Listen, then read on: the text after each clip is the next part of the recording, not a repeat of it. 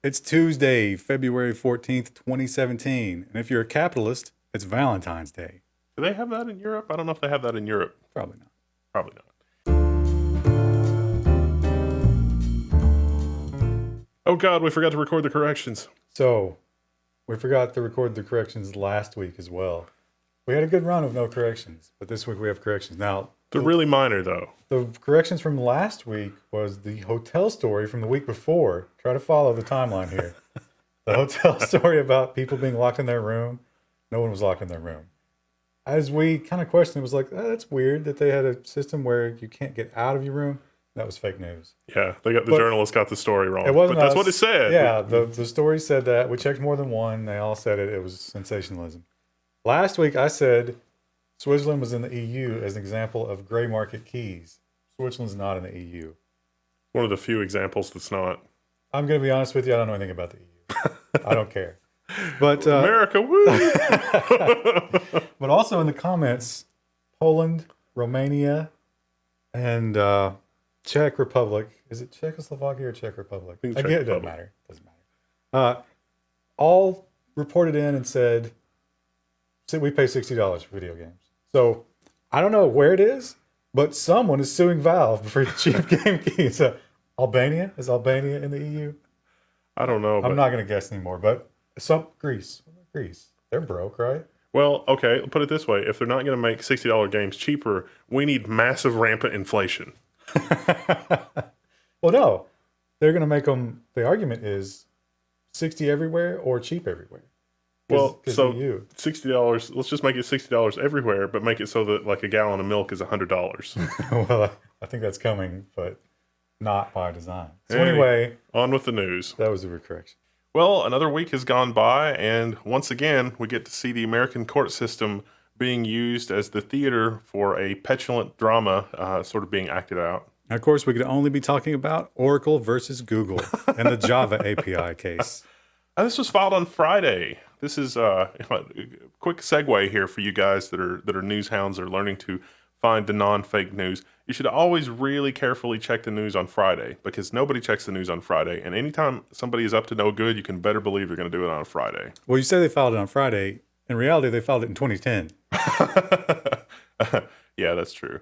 So if you guys haven't been following this, Oracle is saying that Google is not fairly using the Java API. Now, Google has re-implemented the Java API in Android, but Oracle doesn't see royalties for the use of the Java programming language, which was originally created by Sun Microsystems, which Oracle acquired, but is originally created to be a free and open multi-platform programming language. It was also created. Sun had in mind like this 7-star, like it was actually a pretty grand vision of the future. And portable visual computing was a big part of what they wanted, or the original purpose, I guess I should say, for Java, but multi-platform computing, all this kind of thing. And Oracle just cannot accept that they're not getting paid billions and billions of dollars in royalties for Google's use of Java. Not the first time they've lost a case. Yeah, this is the second time they lost, and this is the appeal. So they've finally gotten around to filing an appeal. They lost a while ago. But I thought this was really interesting that, Oracle is filing this on a Friday, and they're just not taking no for an answer. And it probably is if there's a chance of winning, the settlement will be so big that the legal costs will be minuscule in comparison. As programmers and people that work with APIs, though, the arguments are really antithetical to like reality. Yeah. Oracle is saying that this is like, a fiction writer that has come up with characters in a play and it's been adapted to a movie. And so, of course, but the analogy, the programming language, no, it just doesn't, it doesn't work like that. Ask any programmer. This is not, it's an API. It's an application programming interface. It is designed to interface with other things. That doesn't mean that Oracle is entitled to anything. But as we've talked about over and over on this newscast, you put this in front of a judge who has no clue what an API is. They have an abstract understanding of it as presented by both parties, and they're never really going to get it. I like that the very first judge that they lost to was actually a programmer, at least a hobby programmer, and and a lot of his questions to the Oracle lawyer were like, "WTF, mate? What's going on?" This doesn't even make any sense. Oracle is just a terrible, terrible company. I feel sorry for Yeah. anybody that has to use their products professionally. I really do. Not that Java is terrible, just that Oracle, like in terms of their practices and licensing and consulting, is just it's the pits. Of course, I guess they're entitled to make a profit, but whatever. The other big news this week is there's been all kinds of Ryzen stuff, Ryzen price leaks, and Ryzen this, that, and the other. And Raja Koduri is fueling the flames. He's got these funny little tweets that he's doing, and of course, AMD stock is like way over the moon. And there have even been, there's a price leak, and the starting, the lowest end unit's 129, and I think the more expensive unit is 499. Yeah, 499. And that is for something that is competitive with the $1,000 Intel part, I guess. I think that was always the big question with Ryzen. It wasn't, are they going to outperform Intel? It was, are they going to have a price point that is going to make them more appealing? And if this is true, that might be the case. It's certainly enough people believe that it's true that AMD's stock price is over the moon, and Raja is basically milking it for everything that it's worth. But it's really hard to cover. Like, I would love to sort of wax poetic about this. We're going to talk about Intel. Intel's had a really rough couple of weeks really, and we've sort of been putting off talking about that. But this is enough pillow talk from AMD. I've had enough pillow talk from Raja. I want to actually see the products. I want to play with them. I want them to sort of put out. I'm tired of all of the tweets and whatever else. This is just not. I don't even care. That's not how the hype machine works. It's like, we just need to get the stock to 20, and then we'll actually put out our products. See now, and we got a story that's coming up later, but the way the stock market works now, it's robots. So it's headline reading robots. If you want that stock price up, just create a buzz. The more buzz you can create, the more the robots like your stock. So so what you're saying is this is what creates buzz? That's the robots interpret the number of retweets for that as positive buy. That's a buy signal. I don't even. There was even rumors this week about Intel adding Radeon parts to Intel graphics chips and just crazy stuff like that. I would love for those things to be substantiated so we could talk about them, but good Lord. Well, we can talk about things. It's been kind of a bad week for Intel. Their Atom chips have been dying for at least the past 18 months, and it's only now coming to light. The C2XX, like the C2750 and those, like the quad cores, those are not doing well. It's not actually the processors, it's the clock generators. And the clue for this is that, in the Intel investor call, they said that they had to set aside a large chunk of cash to deal with a product issue. And almost simultaneously with that, Cisco came out with an advisory that affects a huge number of Cisco products that use this particular CPU. That's bad. What's disturbing about it is the links they seem to be going to hide it. Yeah. These, like the Cisco announcement didn't say anything in particular, and there have been other vendors who've also been tight-lipped. I think the PF Sense company. Yep. Netgate. They are clearly under non-disclosure. They want to tell their customers, hey, this ain't our fault. Our products are dying and you're giving us bad reviews, but we know what the problem is. We just can't tell you. I know somebody with about 150 mini ITX Supermicro systems that are going to have to get them replaced probably, and I'm not looking forward to that. That's terrible. And it's not really, like, you can't call up Supermicro. If anybody figures this out, it's like, what's the hotline or what's the sequence of keys that you dial? But at this point, can you actually call up Supermicro and say, hey, I got one of those boards. I need to get it replaced. Can you replace it? And, has the warranty started to run out? Because it seems like some of the C2000 series stuff was deployed quite a while ago, especially when it was sort of hot off the presses.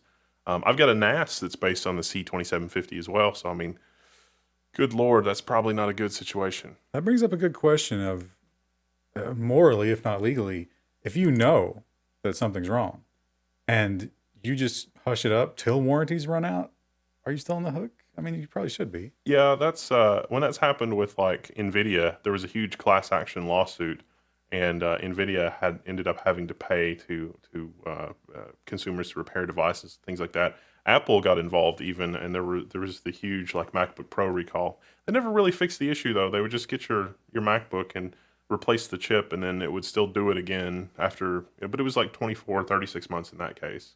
Apple was like, oh, we'll replace it once. And then by the time it broke again, you were looking at a 6-year-old laptop. And so it's like, at that point, it's like, well, deal with it. The other weird thing on that investor call was they started talking about an 8th generation CPU on 14 nanometers and that it would be available to data centers first. And they didn't refer to it by name. And so we sort of get to spend the next 10 minutes sort of conjecturing on what the hell that guy was talking about on the investor call. It's neither a tick nor a talk. It's not a tick, a talk, or a process improvement. I don't even, there are rumors that Intel is going to release slightly faster clocked Kaby Lake chips to try to compete with Ryzen. And I wouldn't think that Intel on their investor call would call that the 8th generation. Cannon Lake should be the next thing, but Cannon Lake was supposed to be on 10 nanometer. So is Intel, Intel has in the past done a new chip on an old process, like a new chip layout or whatever, on an old process, just test it out. So does this mean Cannon Lake is going from 10 nanometers to 14 nanometers? Or is this just a Kaby Lake improvement? Because Cannon Lake is going to be a big deal. It's a move to 6 cores, or at least on the original roadmap that was leaked. Kaby Lake, the thing after Kaby Lake, Cannon Lake, was supposed to have a 6-core variant at the upper end. And 6 cores on the desktop would be more competitive with Ryzen, especially if it had a really high clock speed, because Ryzen's instructions per clock is a little bit worse than Intel. But there wasn't really enough details on this call to kind of figure it out. We've also got the enthusiast chips like Skylake X and Kaby Lake X, which are like the quad channel memory or 6-channel memory or whatever. Like the big beefy enthusiast versions are, sort of low grade server parts. So maybe that's what they're talking about. I don't know. I mean, that would make sense in terms of like data center availability, but there's not enough data here. The other disappointing thing about the details from this call is there all this talk about mobile first and enterprise first. It really seems like the desktop chips are just being pushed to the back. They're not selling well enough to care about in the eyes of Intel. Yeah, and it's because, things haven't really improved. I mean, the IPC from Skylake to Kaby Lake is exactly the same. Kaby Lake is just a faster Skylake with some very minor optimizations. Most of those optimizations are around improvements to the iGPU. So I don't know. The other interesting thing from the press release was this whole 2.5D interconnect. Intel seems to be focusing on increasing yields, and they increase yields by divvying up the die. So instead of having a processor that's just one piece of silicon, they're making a processor that's a bunch of pieces of silicon, but that are all interconnected in one package, which I guess is a thing. I guess is okay. I don't know. I don't know what to make of it. It's really interesting. So you don't have to scrap. If you have one bad piece, yeah, you can sort of piece them together and not have to scrap the whole thing. That makes sense. Yeah. It seems like that would be a performance hit, though. Yeah, well, a lot of that, I mean, if you look at like a processor and like how much real estate goes to what part of the processor, most of the processor real estate goes to the cache memory. The actual like processor part of the processor doesn't really use a huge part of the die. It's the cache and then the interconnect circuitry. And then after that, it's the CPU and all the stuff that goes with the actual computing part of it, and the vector instructions, things that are designed to operate over a vector of values. Those take up a lot of real estate, but everything else, all the general purpose stuff, doesn't really use a lot of die. So I don't know what. I kind of think part of it too is that maybe Intel finished Cannon Lake early, and they're just waiting for Ryzen, and they're like, "Damn it, Ryzen's actually reasonable. Let's release Cannon Lake now." It's like, woo! So that's Kaby Lake was just a ruse. It's like it's not that they didn't improve; it's just that they're not releasing the improvements until they see what AMD's got. I could see that because you have the hype we were talking about with the algorithms. That first impression is so important for the media blitz, and if AMD, if they come out and they do these stupid tweets and everything, and you can immediately just get on top of that and crush it, it's probably worth waiting. But the question is are Raj's tweets, is he actually holding, or has he just got like a pair of twos? I don't know. What is he bluffing? I don't know. I don't know what's going on with that. Well, he's already losing, so I mean, when you don't have the chips to back it up, why not bluff? Well, in other news, when your technology makes the Federal Trade Commission report, you're probably doing something wrong. I would say this is very wrong. I don't think most of the people watching this video will be particularly surprised by this. No, We've talked about this kind of thing before. But the Vizio TVs, now, we know Samsung spies on you with the microphone. We know they're all tracking like what apps you have and other things about, your IP address and so forth. But the Vizio TVs were actually watching what you were watching on TV. They're spying on you to the nth degree. It's like this trying to fingerprint content, and they're like, they're watching this or they're watching that. It's like, wow. It doesn't matter what the source was. It doesn't matter your cable system. It doesn't matter any of the other stuff. It's literally just fingerprinting the content. Like the same way that it's like, that sounds impossible. No. Like those apps that you put on your phone and you just hold it up and it's like, what song is this? And it listens to the song and figures it out. It's that in your TV running all the time, whether you want it to or not. Now, you might think, why? Why would they care if I'm watching America's Next Top Model for the 50th time this week? Well, the answer is they sell it to advertisers. That's worth a lot of money to know every household. I mean, think about the Nielsen ratings. That's a terrible way to figure out what you're watching on television. It's a series of booklets that they ship out to a small part of the population. You write in what you watched. It's totally up. You could lie if you want. But this real-time data about everything on that TV is super valuable. I get one of those little booklets in. It's like, I watched nothing but the History Channel. Oh, wait, the History Channel is not really intellectual anymore. Yeah. I don't know, whatever the current intellectual TV channel is. I don't think there is one. So, yeah. Vizio got caught doing this. I would be amazed if other companies aren't also doing it. Yeah, but it's so bad the FTC was like, you should probably, make it known. And I think that some TVs that didn't have this feature retroactively got this feature through a firmware upgrade. So Vizio was like, we got a firmware upgrade to improve your experience with the TV and also introduce spying capabilities. Now, they did add an opt-out, but are you really going to trust them? It's like Windows. Well, you want us to quit spying on you? Sure, just unclick this checkbox. Unclick this checkbox at the bottom of a locked filing cabinet in a disused lavatory. Right, yeah. Well, you can take matters into your own hands. There's an article here about how to stop your smart TV from collecting data about you.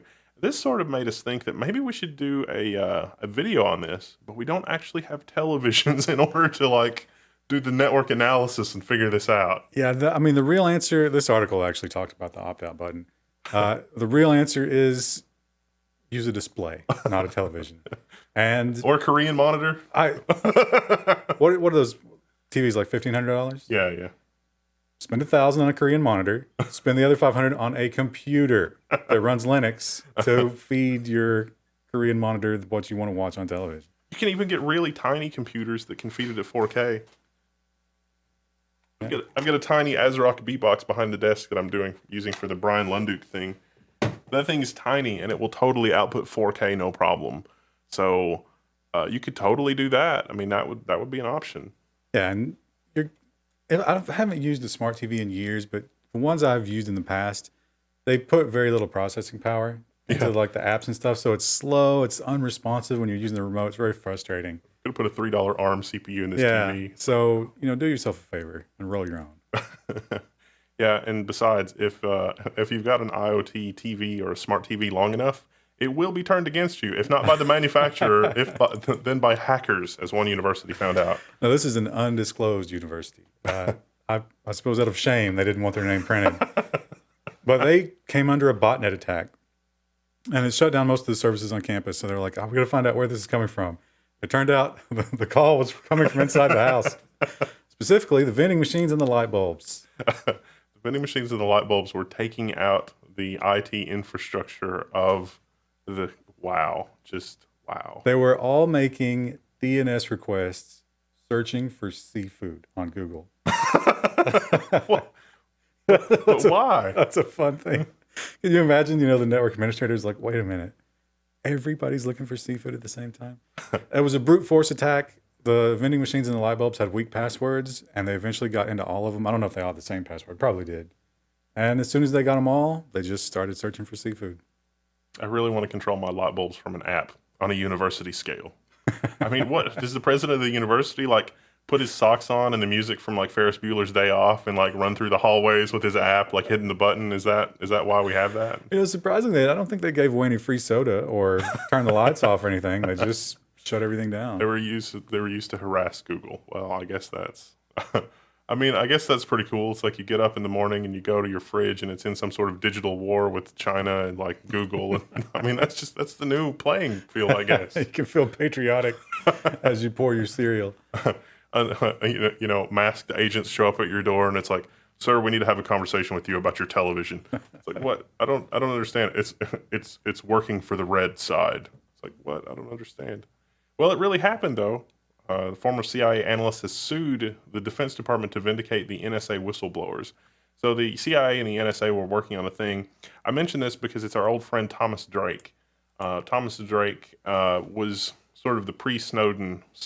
Well, not really. I don't really want to call him a Snowden. He was the guy that was working inside the NSA, and he wanted to do a program in the NSA called ThinThread that, as opposed to vacuuming up all of the data from all of the connectivity that the NSA had, it would only vacuum up data that was responsive to pre-existing searches or pre-existing things of interest. And so it was much less likely to get collateral damage or collateral data or American citizens' data. And so he went through the proper channels. And Thomas Drake's story, I mean, we could make an hour-long program on that. There's tons of information on Thomas Drake, and if you don't know who he is, you really owe it to yourself to go read more about him and the things that he did while he was inside the NSA. Well, this is a follow-up to all of that, which is a CIA analyst that worked with the NSA has filed suit here. And it really, the report from this basically comes to the same conclusion that he was saying all along, that is, hey, what this guy was saying about data collection and how this works and the questionable legality of it, it substantiates that. So I thought that was really interesting. It also points out, a lot of people are very much against Snowden. They call him a traitor. And, how could you do this to your country and everything? There are proper channels for doing this type of thing. You don't just leak it and risk lives. Well, Thomas Drake tried to use the proper channels. Yes. And what happened to him, if Snowden, I'm sure he was aware of it, spent 10 minutes reading about that, he would never try to use the proper channels. Yeah, ultimately Drake was swatted, and they tried to retroactively classify, or did retroactively classify some of the materials that he had. Think about that. They retroactively classified material that had not previously been classified and then charged him with a crime for possessing classified material. How screwed up is that? That's really screwed up. So, of course, that, if you're an analyst and you're going to know his story, the only way Snowden could have done what he did was to do it illegally. In other news, Arby's has probably been hacked, and they lost a bunch of credit card data because apparently storing credit card data is a thing you need to do at Arby's. They lost a lot of credit card data. So if you've enjoyed a bacon, beef, and cheddar in the recent past, you might want to check on your credit card statements. Things like this, I always wonder. It's like, did the criminals get in and modify the point of sale systems to capture the credit card information? Yeah, or I think so. Were they just, Well, think about how easy it would be to place somebody in the Arby's, because they have access to the credit card reader right there. They're swiping all the cards. It's a job that you can pretty much get anybody into. So, yeah, why not? I mean, it's the long con, but it worked. Well, Stanford and Princeton did a little experiment to see if they could de-anonymize anonymous browsing. And much to our surprise, 70% of the time they could. I think it was 72. So what they did, they had a series of users install a Chrome extension, which sent them their browsing data, but anonymously. And so they took that browsing data and cross-referenced social media mostly. And they found okay, this person shared this, and then they shared this, and that's probably who this is. Or, they had all these various ways of connecting the links to the person via social media. 72% accurate. So if you think you're secure, if you've locked down everything, you're using your VPN, you're using Tor, you're on the hardest form of Linux, just your browsing habits could betray you. Yeah, you want to be sure that you compartmentalize your browsing habits. So, when you're browsing /r/cat gifs or whatever, that you're, not using a VPN. And when you're doing your banking, maybe you're on a VPN. And when you're just doing something else, you're on Tor. I don't know. Something like that. Also, social media. Don't use social media. Yeah, it's like Facebook is watching you, even when it's, turned off and logged out, as we've seen in the past. We get trouble in the EU for that. And fake news continues to make headlines. This time, Tim Cook, the CEO of Apple, has weighed in on the whole fake news thing. And I just had to include this because it's like, good Lord. I mean, even if he means well, that's just a hornet's nest. Why would he even stick his, that's just not good. I think the reason he's doing it is because fake news has become almost, it's going to become an industry, right? I mean, it's going to become a situation where it's like they've conditioned us. You can't trust anything.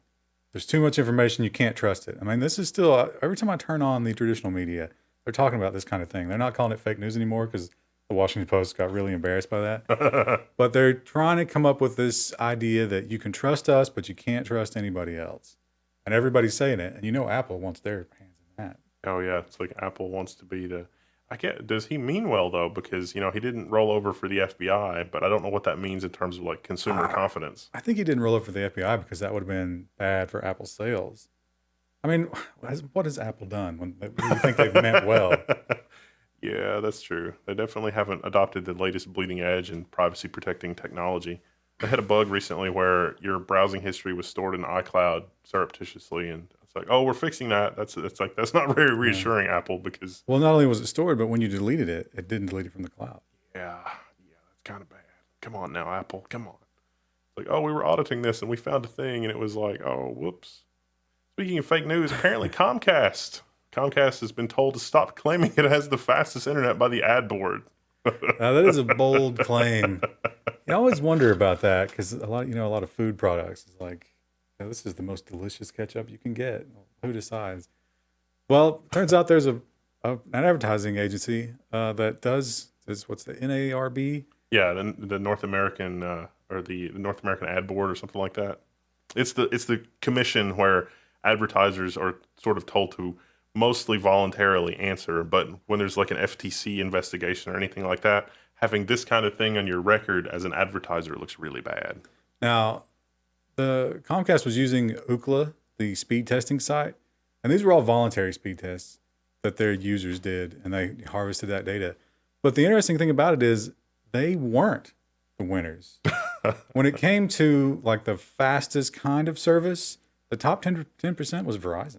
It's interesting. So I think they did, like, if you averaged it, they might have had the best results. But to say they're the fastest, without qualifying it. It's probably because Verizon's so stingy with their data, nobody's using their pipes.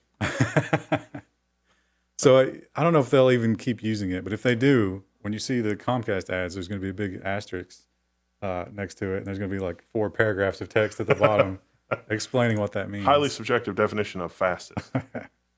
In other ISP news this week, Senator Wyden has warned that if we roll back the net neutrality stuff, it's going to make the SOPA backlash look like a fireside snuggle. I love these headlines. I felt good when people came out against all the the PTT and SOPA and all that nonsense. But I'm afraid what's going to happen here is this is going to get co-opted with the free data. No, the SJW like lefty stuff. That's not going to be good for anybody. I kind of figured that the way that they would try to play this out is that the industry would say, "Oh, these guys are against free data," and it's like, free data. What the hell is that even? Well, it's like, that's the Ajit Pai is like, no, poor people are benefiting from this. Oh, yeah. Poor people are it's the worst situation for them, in all honesty. So what happens when you have a totally domineering government and there are protests on the internet? What do? You unplug the internet? Cameroon, this is one of those small countries that has one point of failure. They have one fiber line that comes into their country. And I think they have government-run ISPs. So if they want, they can just unplug that fiber line and no one gets internet. And they have. Yeah, that's what they've done. Because of dissidence and unrest. No, citizen, we will punish you. It's like, oh, I'm sorry. A lot of people have been, it's like, what's going on? And crying out about it, but there's no answers. It's just the internet is off. With sort of the power struggle here in America and the general shenanigans surrounding that, and Ajit, coming ahead of the FCC, Google had paused their Google Fiber rollout, but it's sort of starting to come back to life, and they're starting with Louisville, Kentucky, of all places. The last mile thing, that's the big thing with fiber. That's what is so expensive. Running fiber out to everything but that's no problem. What what they're going to do is they're going to use wireless to do the last mile temporarily. At least as a stopgap, yeah. So I don't know if this is true or not, but some people that I know that work as fiber installers, fiber technicians, and they sort of do this kind of stuff in a 4 or 5 state area, including states serviced by AT&T. They said that AT&T's new strategy, whether it's documented or not, is to try to avoid telephone poles at all costs, like installing telephone poles or doing anything. They're going to local cities and municipalities, and they're jockeying for underground utilities, because underground utilities have less right-of-way options for companies like Google. If a company like Google is able to secure an agreement or to secure a monopoly, a type of agreement like a franchise agreement like cable companies do, then Google will have right-of-way on telephone poles. They'll be able to install their lines on telephone poles. There's a lot of good case law going all the way back to the 60s, the 1960s, for providing third-party companies access to space on telephone poles, especially when telephone poles already exist. In fact, the cable industry itself had to fight the telephone company tooth and nail when they were running cable TV everywhere, because the telephone poles were controlled by the cable company. So there's lots of really good case law, but it's more ambiguous with underground utilities. And so in places like Louisville, it's like, oh, we don't want to run. And it's like, oh, that building burned down, or oh, that thing burned down, or oh, let's put all these utilities underground so that we don't have to run new telephone poles and give right of way to third-party companies. I don't know how true that is, but I thought that's an interesting, that the great beast that AT&T has woken up, and they're not really interested in providing competing services. They're more interested in doing an end run around letting anybody control their infrastructure or share their infrastructure with anybody. Yeah, we saw this with the music industry, and it's like, oh, wait, we don't matter anymore. We will crush you any way that we can. We won't innovate and try to do the new thing, but we will fight you. And that can go on for an alarmingly long amount of time. Especially when you've got a huge war chest of cash. Yeah. So, I mean, and the congressman on your side. Now, that's a little bit anecdotal. I don't really have anything to back that up other than just, a couple moves here and there that AT&T has done. But AT&T is trying to roll out gigabit fiber service, I guess, in Louisville. But they said they haven't really had a lot of people take it up or anything like that.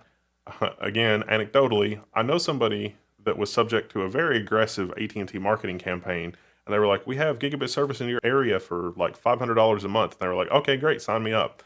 And then AT&T completely disappeared and did not, it's like, okay, I want the service, do the service. And then nobody ever called them back. There was no way to actually get the service. There was no way to actually sign up for it. And when they got super persistent and started calling and harassing and trying to get a hold of the guy's manager or whatever, they were like, oh, I'm sorry, we're mistaken. We don't actually offer it in your area, or we don't have any way to wire your building, or some kind of BS like that. So it's really, really weird. I saw the emails, and in the email it was like, yes, we've confirmed that we have fiber lit right now at your location. The wire is already there. And it's like, are you really, really, really sure, AT&T? And they're like, oh, we're completely 115% sure. It's like, great, sign me up. Here's the paperwork. And nothing. But usually it takes like 6 months for them to tell you, oh, wait, no, we don't have that. Sorry, no. So it's a really messed up situation, like on the ground. I don't know what the deal is. So could be worse, I guess. Amputees are now controlling prosthetics using nerve signals. This is kind of it's almost a layer of abstraction from the spine. Pretty amazing.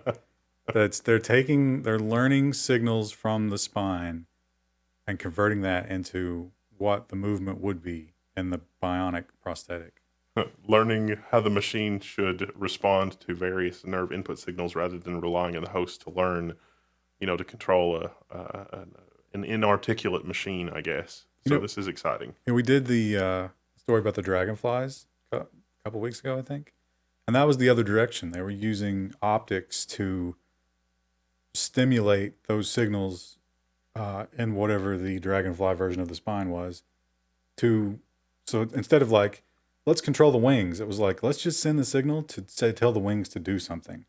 So that's funny. You got both directions are sort of being mapped, how to read it and how to write to it. We also included the paper on this because it was really, really interesting stuff. So if you're on a university campus or something like that, you should be able to get to the full article on this and can read it and let us know, because we're we're not really like super plugged into the whole biology end of things, but as soon as I can get a brain computer interface, sign me up. I don't know, because what if, I mean, they're going to have this giant database of spine to motor signals, and they're going to put that in you. And what if it accepts signals that you don't want it to? Oh, that's a good point. I might not like that. Yeah. So, I mean, because it might not be, I bet they can get it good enough to where, so everybody's going to have a different, like, mass and frame and everything. But if you can just get a sort of a middle signal that's good enough based on your telemetry to get you walking around and doing stuff, It's sort of the Libra boot of human prosthetics, I guess. Wow. I love this headline. As Goldman embraces automation, even the masters of the universe are threatened. So does that mean Goldman Sachs is Snake Mountain? I would say that they are, what's the King Snake was the guy. It was like, King Snake. he was the ultimate, like he was worse than Skeletor and Hordak combined. He was the absolute worst. So this is, I think we've talked about high frequency trading before. And automation, yeah. So they, in 2000, they had 600 traders on this particular floor. Now they have 2. 2. But they have 200 engineers. 200 engineers. So they're running this high frequency trading. Oh, we're talking about with the AMD stuff. Trading stocks has gone from, let's hire a bunch of really smart people who make really good educated guesses and most of the time will make money, to read the headlines and try to react faster than the guys at the other bank. Amazing things happen when those when really unexpected headlines start to hit and these stocks just start to like waterfall crash or jump up, and it's all these robots competing to see who can get in first. Yeah. Goldman Sachs. What was it? Vampire squid? Vampire squid. That's how they're actually known in the industry. Because they have their tentacles in everything and they siphon money out of everything. Apparently now the U.S. administration as well. Jesus Christ. So those 2 guys that are left at Goldman Sachs, I want to know more about those 2 guys. And they're the ones who have, they know where the bodies are buried. They have lifetime jobs. I think maybe it's like the 2 old guys from the Trading Places movie with Eddie Murphy.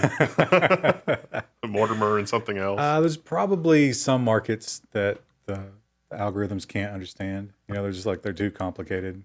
Or Goldman Sachs has some fabulously wealthy old clients that are just going to call it in, and they just got those guys on the phone. It's like, no, buy this, trade that, sell this. Well, it's funny. Now that the fiduciary rule is gone, I bet they bring a lot of those guys back, because that was how a lot of them made their money. There were stories about, it's like, well, I think you should sell this. And then as soon as he hung up the phone, or he would tell them to buy, it's like, you got to buy this. This is what your retirement is. Hang up the phone, call the trading desk, sell this right now because I've got a buyer that's about to pick it up. Yeah, not having the fiduciary rules, that does create a little bit of a problem for those kind of things, I would think. Don't trust your money to Goldman Sachs. Facebook is closing hundreds of VR kiosks. Does this mean that VR is dead? Well, I think it's more of a commentary that retail is dying, not VR is dying. But the problem is they reported, I don't know if it was official, I think some anonymous, they were saying they would go sometimes 2-3 days without a single demo. Wow. So everybody that was interested in it has already played with it. I guess. Or I think, we talked about the Resident Evil 10%, and somebody pointed out that's all PlayStation VR. So I think maybe the console people are actually picking it up faster than the PC people. Wow, that's surprising. Yeah. Well, I don't know how surprising is that really. What's the cost differential on the PC? Well, the PC version is like $1,000 for something good. I think for a bundle, you're going to get you're paying at least $800. Wow. For the console and the VR and all the bells and whistles. Interesting. I don't know. In other gaming news, Steam is shutting down Greenlight.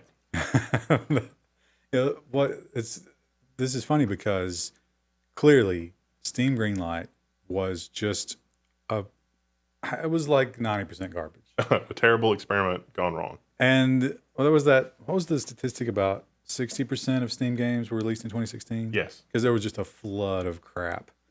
But what's right before this has happened, there's been stories about the PlayStation Store. All of a sudden, selling games that were these Greenlight, just trash games. So it seems like Sony was like, we're leaving money on the table here. Let's get into this business. And as soon as that happened, Valve was like, we got to get out of this business. Normal companies are catching up on this. We got to get out, I guess. There's going to be an entry fee. There's going to be something like a Greenlight, though, but there's going to be an entry fee for. They haven't decided on the fee. Somewhere between $100 and $5,000. I'm pretty sure Greenlight had a fee, but the way it worked was it was per publisher. So it was after you paid your fee, you make any number of games, and then after that it was free. So they've gone to a per game entry system or fee system. So if it's $5,000, that makes sense. I mean, it's the sad thing about it is if you're a little indie developer, you coming up with that $5,000 and maybe not making it back, that's really going to hurt you. But it should keep some of the garbage out of Greenlight. Depends on the price too. Malware. This could be a really great avenue for distributing malware, because imagine like you want to target somebody like Jim Sterling, and it's like, hey, here's my free game that's on Steam. Download it and install it. To my knowledge, Steam doesn't have any kind of real good anti-malware protection or anything like that, but you could completely own Jim Sterling's computer from downloading a shitty Greenlight game or a shitty replacement Greenlight game. And the other avenue of this, if you've been keeping up with the, if you haven't checked out Jim Sterling's channel, he makes entertaining videos about playing these terrible games and just crapping on them. And he doesn't always crap on them. Sometimes they're good ones. I think he's pretty fair about it, but there was a publisher called Digital Homicide, and they are still suing him for this insane lawsuit because he said their games were bad. And I think their games are objectively bad. I mean, I haven't played them, but just seeing it on the screen, you're like, wow, that's terrible. But they've decided that he's cost them millions of dollars by disparaging their videos. And I think if you had to pay and so I can't imagine Digital Homicide made a lot per game. And if you charge them $5,000 up front, I think it would keep people like that out of the system. Out of the ecosystem. Well, that might not be a terrible thing. I mean, all things considered. So, switching gears to science advances, and you scientists, actual scientists that are in the audience, you can actually tell us if this is a thing. I don't know if it's a thing or not. Evaporative fractionation of zinc during the first nuclear detonation. So, to make a long story short, the question is, why doesn't the moon have a lot of water? And there's a lot of answers.